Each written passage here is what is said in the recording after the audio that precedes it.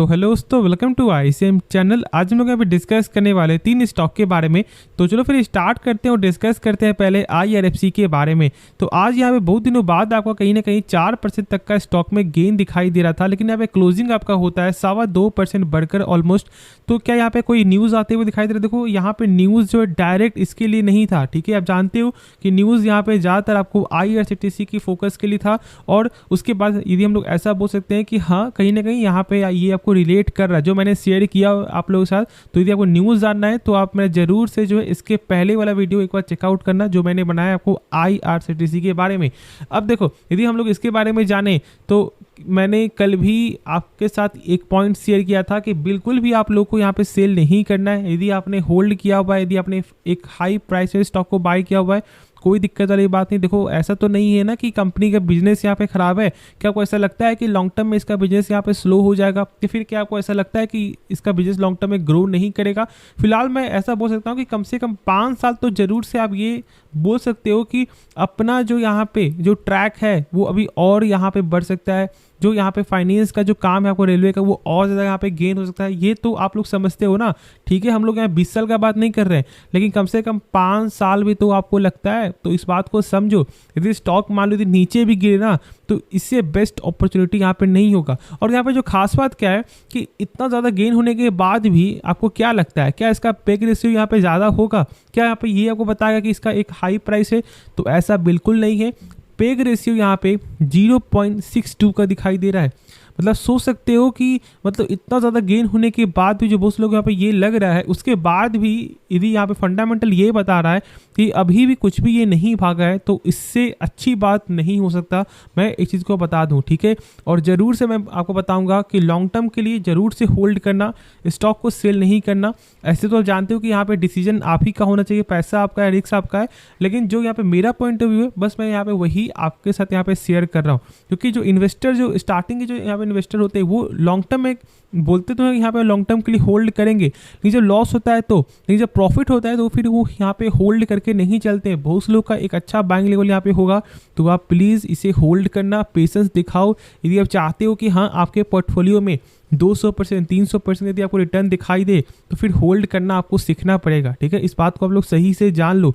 और बाकी और जो डाउट है वो आप कमेंट में पूछना। और देखो जो स्टॉक के बारे में या फिर जो टॉपिक के बारे में आप जानना चाहते हो ना, कमेंट जरूर से करना, ठीक है। मैं इसके बारे में वीडियो भी बना दूंगा। कुछ भी पॉइंट हो, या फिर आपको कंपनी के रिगार्डिंग हो, या फिर कुछ फंडामेंटल के रिगार्डिंग हो, जरूर से कमेंट करना। और फिलहाल यहाँ पे आप लोगों को जरूर से होल्ड करके चलना चाहिए। अब देखो जो यहाँ पे नेक्स्ट स्टॉक है वो यहाँ पे जोमेटो। आज यहाँ पे आपको क्या हुआ, कुछ यहाँ पे गिरावट दिखाई दे रहा है। बहुत से लोग यहाँ पे ये बोल रहे हैं कि जो इसका प्राइस है वो यहाँ पे 150 आपको जाने वाला है। क्या सच में यहाँ पे ये जाने की क्षमता रखता है? मैं बता दूं आपको, स्टॉक यहाँ से 150 जाए या फिर 200 जाए, जब तक इसका फंडामेंटल स्ट्रांग नहीं होगा तब तक तो मैं यहाँ पे इन्वेस्ट नहीं करूँगा।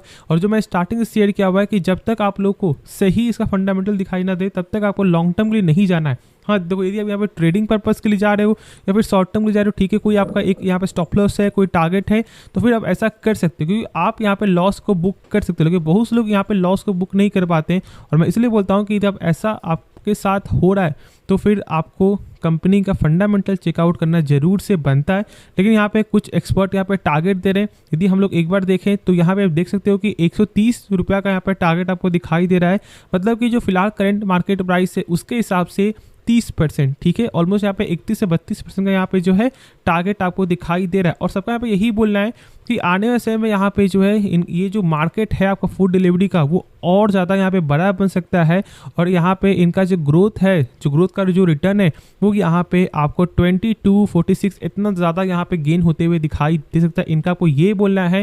प्लस यहाँ पे आपका इबिटा मार्जिन उसमें भी यहाँ पे गेन दिखाई दे सकता है 20% का। तो ऐसे ऐसे बयान के कारण उनका यहाँ पे टारगेट ये दिखाई दे रहा है। लेकिन मेरे हिसाब से जो चीज़ अभी नहीं हुआ है ना, उस चीज़ को पहले यहाँ पे नहीं सोचना है, ठीक है। जो चीज़ अभी सामने दिखाई दे रहा है उसके बारे में पहले आप जान लो। खुद का पैसा यहाँ पे जब लॉस हो रहा है तो क्या आपको इसमें इन्वेस्ट करना चाहिए, ठीक है। फिलहाल मेरे हिसाब से तो लॉन्ग टर्म के लिए नहीं जाना चाहिए, बस यहाँ पे ट्रेडिंग पर्पस के लिए जाना चाहिए। और मैं एक चीज़ और बता दूँ, देखो डेप्थ तो यहाँ पे ज़्यादा आप लोगों को दिखाई नहीं देता है। जो आप लोग यहाँ पे देखते हो बस यहाँ पे यही चीज़ है, लेकिन ऐसा नहीं है। इसका देख लो इंटरेस्ट रेशियो जो यहाँ पे माइनस में, मतलब यदि कंपनी 100 रुपये कर्ज भी ले रहा है ना तो कंपनी के पास -1280 रुपये है, तो कैसे ये 100 रुपये चुका पाएगा। और यहाँ पर जो देखते हैं 0.03, मतलब ये जो यहाँ पे 0.03 है इसको भी चुकाने के लिए कंपनी के पास पैसा नहीं है। यदि मैं शॉर्ट में आपके साथ यहाँ पॉइंट शेयर करूँ तो ठीक है, तो इस बात को सही से आप जान लो। बाकी ये आगे आपकी मर्जी है, लॉन्ग टर्म के जाना है या फिर शॉर्ट टर्म के लिए जाना है, लेकिन भाई मेरे हिसाब से जरूर से आपको शॉर्ट टर्म के लिए ही जाना चाहिए। अब देखो जो यहाँ पे नेक्स्ट स्टॉक है वो यहाँ पे इन्फोसिस।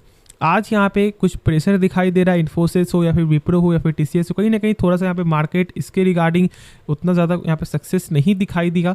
तो क्या यहाँ पे कोई एक्चुअल वजह है, कुछ तो ऐसा यहाँ पे न्यूज़ दिखाई नहीं दे रहा है। लेकिन एक चीज़ है कि यहाँ पे टारगेट आपको फिलहाल मिलते हुए दिखाई दे रहा है, ठीक है।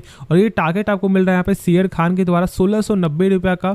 देखो मैंने कल आपके साथ एक पॉइंट शेयर किया था, जो यहाँ पे बहुत सारे कंपनी का जो यहाँ पे बड़े बड़े जो लोग हैं उनका आपको ये बोलना था कि कहीं ना कहीं यहाँ पे AI जेनरिक का जो यूज़ है उसके कारण कंपनी का ग्रोथ में 30% तक यहाँ पे बढ़ सकता है। और मतलब यहाँ पे AI जेनरिक क्या होता है, तो मैं एग्जांपल बता दूँ आपको, ChatGPT, ठीक है। मतलब इनका ये बोलना है कि इससे क्या हो रहा है कि जो कस्टमर का जो रिस्पांस है वो यहाँ पे और अच्छा हो जाएगा, जो फीडबैक है वो यहाँ पे अच्छा आते हुए दिखाई दे रहा है। और इससे उनका ये बोलना है कि कुछ सालों के बाद जो है 30% तक यहाँ पे ग्रोथ इसके कारण यहाँ पे हो सकता है, मतलब खर्च यहाँ पे बचेगा, ठीक है। इनका ये बोलना है। लेकिन भाई मेरे हिसाब से लॉन्ग टर्म के लिए जाओ यार, ठीक है। इन्फोसिस को आराम से यहाँ पे होल्ड करके चलो।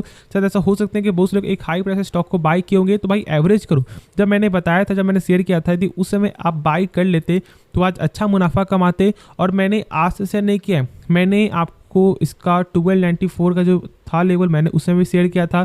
इसके ऊपर जा रहा है, आप इसके बारे में सोच सकते हो। फिर मैंने तो जब नीचे जब स्टॉक एक बार क्रैश किया था, जो ऑलमोस्ट 1100 कुछ में आ गया था, उससे मैंने आपको शेयर किया था। तो बस यहाँ पे लॉन्ग टर्म के लिए फोकस करके चलो। बाकी यदि आपको ऐसा लगता है कि हाँ कंपनी का बिजनेस यहाँ पे सही है, तो डर ऑटोमेटिक यहाँ पे खत्म हो जाएगा। यदि आपको बिजनेस में कोई इंटरेस्ट नहीं है तो मैं बोलूँगा कि आप लॉन्ग टर्म के लिए मत जाओ।